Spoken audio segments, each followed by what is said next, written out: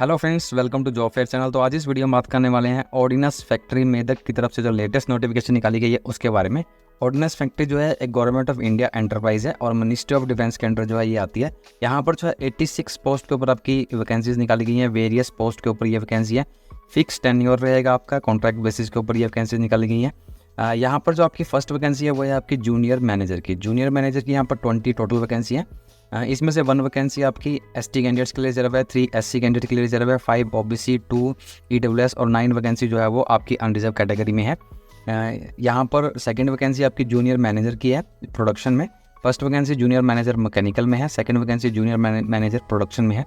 Production में आपकी जो है वो 13 वैकेंसी हैं, 13 वैकेंसी हैं, जिसमें से 1 vacancy ST, 2 vacancy SC, 3 vacancy OBC, 1 vacancy EWS और 6 वैकेंसी जो है वो आपकी अनरिजर्व कैटेगरी में है।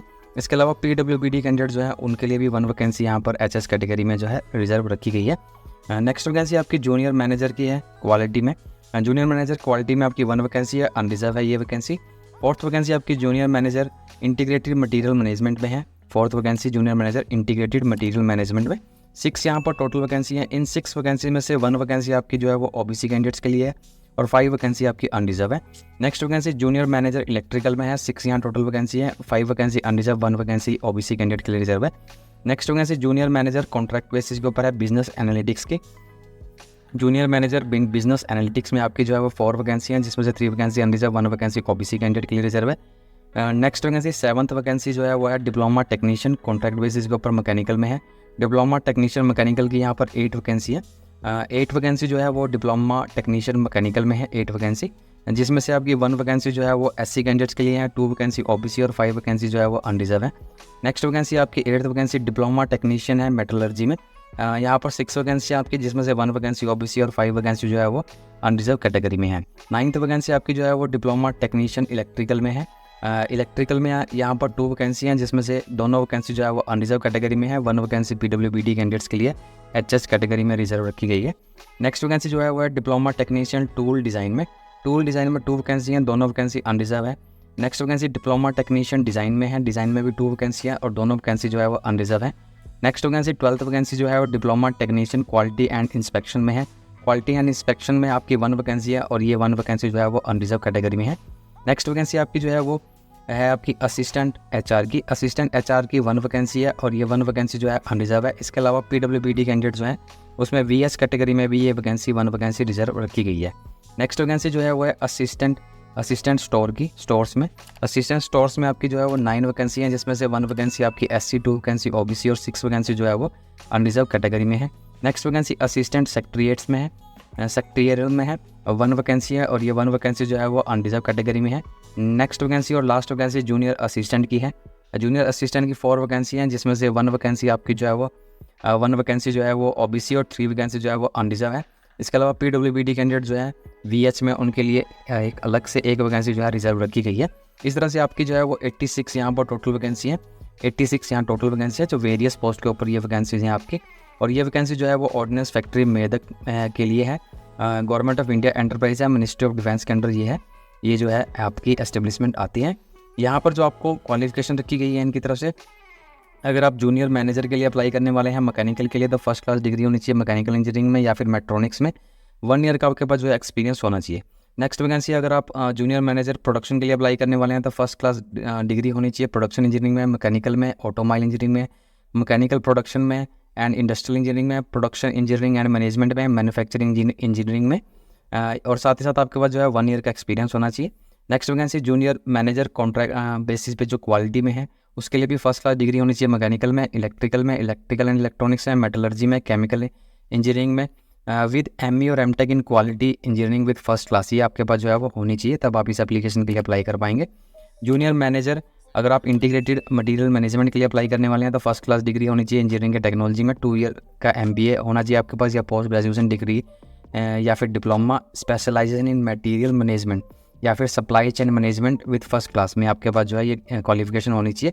2 ईयर का आपके पास जो है वो एक्सपीरियंस होना चाहिए। क्वालिटी के लिए भी आपके पास जो है 2 ईयर का एक्सपीरियंस होना चाहिए। जूनियर मैनेजर इलेक्ट्रिकल के लिए अगर आप अप्लाई करने वाले हैं तो डिग्री होनी चाहिए electrical and electronics, electrical and instrumentation में।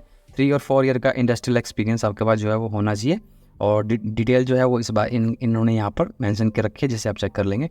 जूनियर मैनेजर अगर आप अप्लाई करने वाले हैं बिजनेस एनालिटिक्स के लिए तो first class degree computer science में होनी चाहिए, कंप्यूटर साइंस एंड इंजीनियरिंग में, इंफॉर्मेशन टेक्नोलॉजी में, इंफॉर्मेशन साइंस एंड टेक्नोलॉजी में, सॉफ्टवेयर इंजीनियरिंग में, कंप्यूटर टेक्नोलॉजी में आपके पास होनी चाहिए। एंड साथ में आपका master degree in business administration और इकोनॉमिक्स में, फॉरेन ट्रेड और कॉमर्स, बिजनेस इकोनॉमिक्स और क्वांटिटेटिव मेथड स्टैटिक्स में आपके पास अगर क्वालिफिकेशन है तब आप इस एप्लीकेशन के लिए अप्लाई कर पाएंगे। 1 ईयर का आपके पास जो है वर्किंग एक्सपीरियंस होना चाहिए। अगर आप डिप्लोमा टेक्नीशियन मैकेनिकल के लिए अप्लाई करने वाले हैं तो आपके पास डिप्लोमा होने चाहिए मैकेनिकल इंजीनियरिंग में, प्रोडक्शन में, ऑटोमोबाइल इंजीनियरिंग में, मैट्रॉनिक्स में, और मिनिमम 1 ईयर का आपके पास जो है एक्सपीरियंस होना चाहिए वर्कशॉप का। नेक्स्ट वैकेंसी जो है डिप्लोमा टेक्नीशियन मेटलर्जी का है, diploma in metallurgy engineering, BSc in chemistry में आपके पास होना चाहिए और मिनिमम 1 ईयर का आपके पास जो है एक्सपीरियंस होना चाहिए। डिप्लोमा टेक्नीशियन के लिए अगर आप अप्लाई करने वाले हैं तो यहाँ पर आपके पास जो है वो diploma in electrical and electronics plant maintenance engineering में आपके पास होना चाहिए। ये इलेक्ट्रिकल की वैकेंसी है। 3 और 4 ईयर का आपके पास इंडस्ट्रियल एक्सपीरियंस होना चाहिए, डिटेल इन्होंने यहाँ पर मेंशन कर रखी है। डिप्लोमा टेक्नीशियन टूल डिज़ाइन में अगर आप अप्लाई करने वाले हैं तो डिप्लोमा होना चाहिए mechanical engineering tool and die में और मिनिमम 1 ईयर का design of die mould pattern का आपके पास जो है एक्सपीरियंस होना चाहिए। अगर आप डिप्लोमा टेक्नीशियन के लिए अप्लाई करने वाले हैं डिज़ाइन में तो diploma in mechanical engineering, automobile engineering, electrical and electronics engineering design with PG diploma industrial design, CAD में आपके पास जो है वो पीजी डिप्लोमा होना चाहिए। इस क्वालिफिकेशन के साथ में 1 ईयर का कैड कैम प्रोग्रामिंग का आपके पास जो है एक्सपीरियंस होना चाहिए।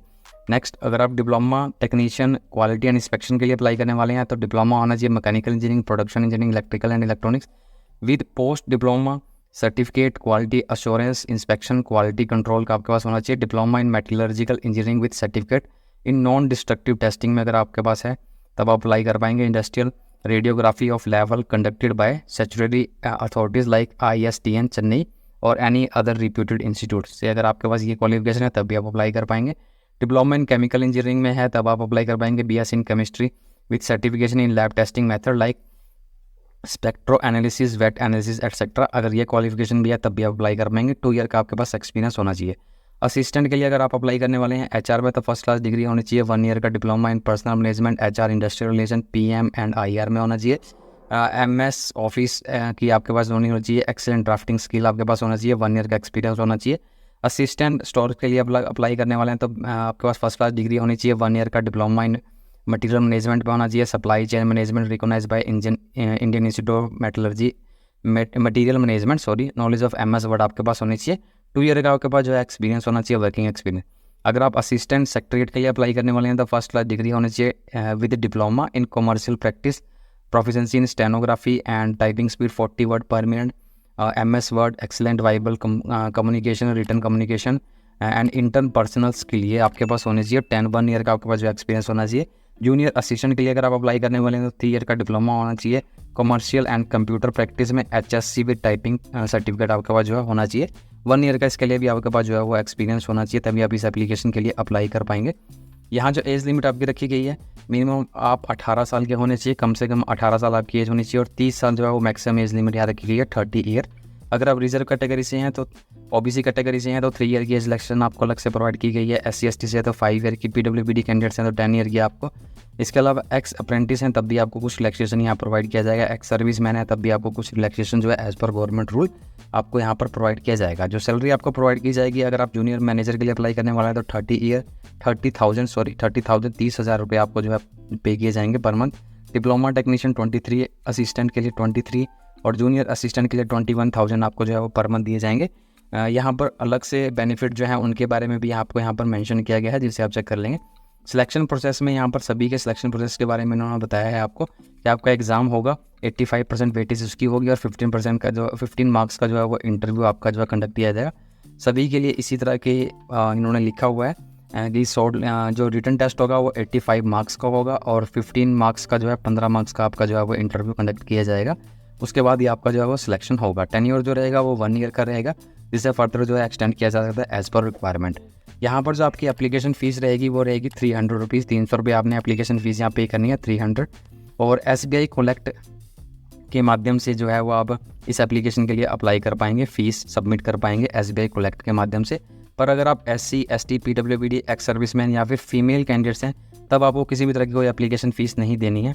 सिर्फ मेल कैंडिडेट जो है और अनरिजर्व EWS और OBC कैटेगरी के जो कैंडिडेट्स हैं, OBC कैटेगरी के, उनके लिए यहाँ पर 300 रुपीज़ एप्लीकेशन फ़ीस है, 300 रुपये एप्लीकेशन फ़ीस है। फीमेल SC ST PWBD और एक्स सर्विसमैन कैंडिडेट जो है उनके लिए किसी भी तरह की वो एप्लीकेशन फ़ीस यहाँ नहीं रखी गई है।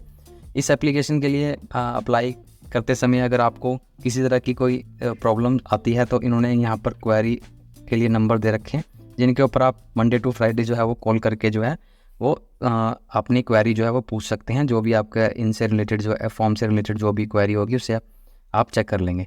यहाँ पर आपका जो है application for engagement personal of under fix tenure basis contract basis, ये आपका जो है वो इसको आपने फिलअप करने के बाद पोस्ट के थ्रू भेजना है, स्पीड पोस्ट, ऑर्डिनरी पोस्ट के थ्रू भेजें। और मैं कहूँगा कि आपको रजिस्टर्ड पोस्ट या फिर आप जो है स्पीड पोस्ट के थ्रू ही इस फॉर्म को जो है वो कंप्लीट करने के बाद जो है वो उसको भेजें। इनके गिवन एड्रेस के ऊपर आपने ये फॉर्म जो है वो भेजना है। इनका जो गिवन एड्रेस है वो यहाँ पर आपको दे रखा है एडवर्टाइजमेंट है, deputy general manager HR ordnance factory Medak, और ये कंप्लीट डिटेल में आपको एड्रेस दे रखा है जिसको आपने मेंशन करना है एनवलप के ऊपर। जो लास्ट डेट रहेगी वो रहेगी 21 डेज़ 9 नवंबर को जो है ये एप्लीकेशन पब्लिश हुई थी। उसके बाद 21 दिन तक जो है इस 21 दिन के अंदर जो है वो आपने इस एप्लीकेशन के लिए अप्लाई करना है यहाँ पर। और ये जो एप्लीकेशन फॉर्म है ये आपने हार्ड कॉपी के रूप में फिलअप करना है और उसको जो है सभी डॉक्यूमेंट्स के साथ evidence of age group, qualification, experience, जो आपने सैलरी ले रखी है वो, अगर आप कहीं पर काम करते हैं, grade of CTC as applicable etcetera, ये सब आपने जो है सेल्फ टेस्टेड कॉपीज़ के रूप में फॉर्म के साथ फिलअप करने हैं। 21 डेज़ तक जो है वो आप इस एप्लीकेशन के लिए अप्लाई कर सकते हैं। 9 नवंबर को ये एप्लीकेशन जो है वो रिलीज़ की गई थी। ये डेट जो है 9 नवंबर है, 9 नवंबर यहाँ से ये पब्लिश की गई थी।